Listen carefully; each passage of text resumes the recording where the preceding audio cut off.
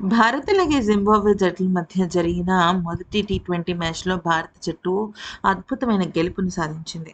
వరుసగా 6 పరాజయాల తర్వాత అందులోనూ ఐర్లాండ్, ఇంగ్లాండ్ లాంటి జట్లు అంటే ఒక జట్టు పటిష్టమైన జట్టు అయినప్పటికీ ఐర్లాండ్ జట్టు చాలా పసికూన జట్టు. అటువంటి జట్టు పైన కూడా భారత్ ఓడిపోవడం నిజంగా అందరినీ కూడా చాలా బాధకు గురిచేసింది.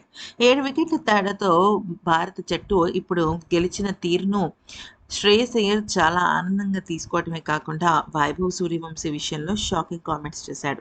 అసలు ఇంతకీ శ్రేయస్ అయ్యర్ ఏమన్నాడంటే, కెప్టెన్‌గా తొలి విజయం సాధించడం చాలా సంతోషంగా ఉంది. ఇంతకంటే ఆనందకరమైన విషయం మరొకటి ఉండదేమో అనిపిస్తుంది. 6 పరాజయాల తర్వాత మళ్ళీ మా జట్టు తిరిగి పుంజుకుని, చాలా అద్భుతంగా ప్రణాళికలు అమలు చేసిన విధానం చాలా బావుంది. ముందే చెప్పినట్టుగా పిచ్‌లో బౌన్స్ ఉంది. ముఖ్యంగా హార్డ్ లెన్స్ నుంచి బౌన్స్ లభించింది. ఇక మ్యాచ్ ప్రారంభంలో బౌన్స్‌లో వైవిధ్యం కూడా కనిపించింది. అంటే వేరియేషన్స్ చూడగలిగాము. 2 ఇన్నింగ్స్‌లోనూ పిచ్ తీరు దాదాపు ఒకేలా ఉంది. కానీ మాయాంక్ యాదవ్ మాత్రం చాలా అంటే చాలా అద్భుతమైన ఆరంభాన్ని అందించాడు.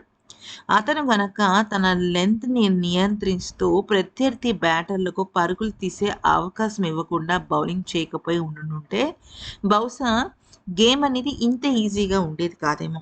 ఆ తర్వాత పవర్ ప్లేలో వైభవ్ సూర్యవంశీ వచ్చి మాకు అదిరిపోయే ఆరంభాన్ని అందించాడు. ఈ ఇద్దరు చిచ్చర పిడుగులు చాలా అద్భుతంగా రాణించారు. అయితే నేను మ్యాచ్‌కి ముందు వైభవ్ దగ్గరికి వెళ్లి ఒక విషయాన్ని చెప్పాను. వైభవ్ తెలియకుండానే స్ట్రెస్ ఫీల్ అవుతున్నాడు. ఎందుకనంటే తన మొదటి ఆరంభ భారత జట్టుకు సంబంధించిన సిరీస్‌లో తను తడబడ్డాడు. ఆ ఒక బాధ, ఆ ఒక ఫీల్ అనేది తను సిరీస్ అయిపోయిన తర్వాత గుక్కపెట్టి ఏడుస్తూ తన బాధని చెప్పుకున్నాడు. ఆ సమయంలో చాలా బాధగా అనిపించింది. ఎందుకనంటే ఆ స్టేజ్ దాటే నేను ఇక్కడి దాకా వచ్చాను. చిన్న వయసులో ముఖ్యంగా 15 ఏళ్ల వయసులో ఏ పిల్లలకైనా సరే చాలా బాధగా అనిపిస్తుంది. ఎప్పుడైనా మ్యాచ్ ఓడిపోతే. కానీ గెలుపు, ఓటమి అనేది సహజమని, గెలుపు కోసం ఏ రకంగా తిరిగి మళ్ళీ ప్రాక్టీస్ ప్రారంభించాలనే చిన్న లాజిక్‌ని, ఆ మైండ్ సెట్‌ని నేర్పించడమే ఇక్కడ ముఖ్యం. ఎందుకంటే ఓటమికి కృంగిపోతే మాత్రం ఖచ్చితంగా గెలుపనేది తర్వాత రాదు. అందుకని ఈరోజు 'వైభవ్ సూర్యవంశి' నుంచి చాలా మంచి భాగస్వామ్యం నెలకొల్పింది. నేను బ్యాట్స్‌మెన్స్ అందరికీ కూడా ఒకటే విషయం చెప్పాను. భాగస్వామ్యాలు నెలకొల్పటం చాలా అవసరం. పిచ్‌ని బాగా అర్థం చేసుకోవటం ఇంకా అవసరం.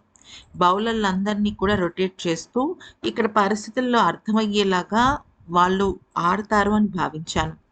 ఇక ముఖ్యంగా అండర్ 19 ఫైనల్స్‌లో అతను 175 పరుగులు చేశాడు ఈ పిచ్ పైన. తనకు అవగాహన ఉంది. అందుకే మైదానంలోకి అడుగుపెట్టంగానే తన ఆత్మవిశ్వాసం నాకు చాలా కనిపించింది. అతని బ్యాటింగ్ చూడటం సంతోషంగా ఉంది. ఈ సీరీస్‌కి ఇది చాలా మంచి ఆరంభం అంటూ శ్రేయస్ అయ్యర్ చెప్పుకొచ్చాడు. ఈ వీడియో నచ్చితే లైక్ చేసి సబ్స్క్రైబ్ చేసుకోండి.